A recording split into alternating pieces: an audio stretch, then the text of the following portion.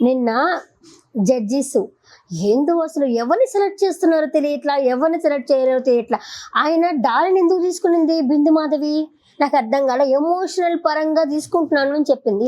అదే ఎమోషనల్ పరంగా అంటే అంతకుముందు వచ్చారు కదా, చాలా మంది వచ్చి కాళ్ళ మీద పడే అంత పని చేశారు కదా, ఏడ్చారు కదా. ఆ 14 ఏళ్ళ అబ్బాయి కూడా వచ్చి మా అమ్మకు బర్న్ అయింది, మమ్మల్ని కష్టపడి పెంచింది అని చెప్పారు కదా. అంతమంది చాలా మంది చెప్పారు కదా. అప్పుడు ఎమోషనల్ రాలేదా? ఇప్పుడు మాత్రమే ఎమోషనల్ వచ్చిందా?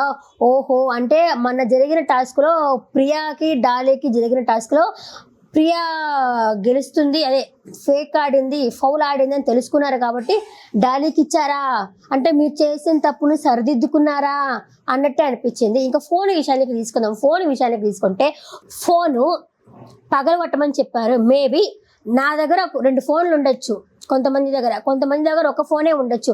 కొంతమంది మన బిగ్ బాస్ షోకి వెళ్తున్నాం కదా, ఇట్లాంటి తిక్క పనులు చేపిస్తుంటారు అనేసి మంచి ఫోన్ ఇంట్లో పెట్టేసి వేరే ఫోన్ తెచ్చుకుని ఉండొచ్చు. అది పగలగొట్టమన్నారు ఫోన్, అది కూడా పక్కన పెడదాము. ఆ ఫోన్ పగిలిపోయిన అమ్మాయికి ఏమైనా ఫోన్ కొనిచ్చినారా? కొనిచ్చుండ్రే.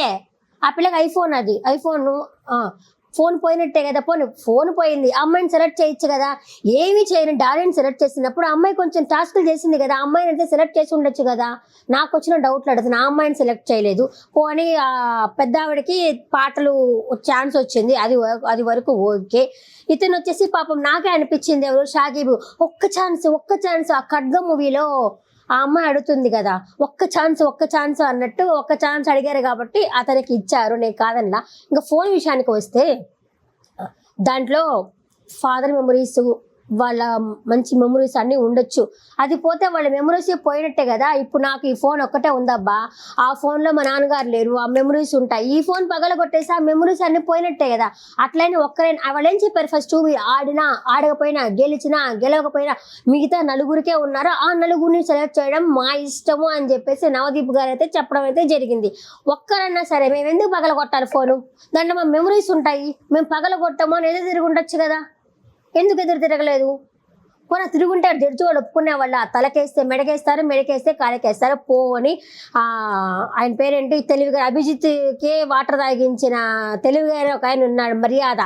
ఆయనకి సెలెక్ట్ చేశారంటే ఓకే, ఆయన మంచి తెలివిగా ఉన్నాడు. అభిజిత్ ఏదైనా టాస్క్ చెప్తే అతనికంటే తెలివిగా బిహేవ్ చేస్తున్నాడు. షర్ట్ ఇప్పమంటే ఫస్ట్ చెప్పలేదు కానీ ఆ తర్వాత ఆలోచించుకొని కన్విన్స్ అయ్యి ఇప్పాడు. వాటర్ ఎవరు నా మొహాన్ని కొడతారంటే ఒక మెట్టు స్టెప్ ముందుకేసి నేను వాటర్ కొడతాను అని చెప్పేసి వచ్చాడు.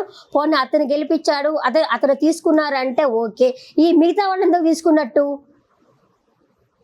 హలో, అంతే, అక్కడ దా పెట్టు.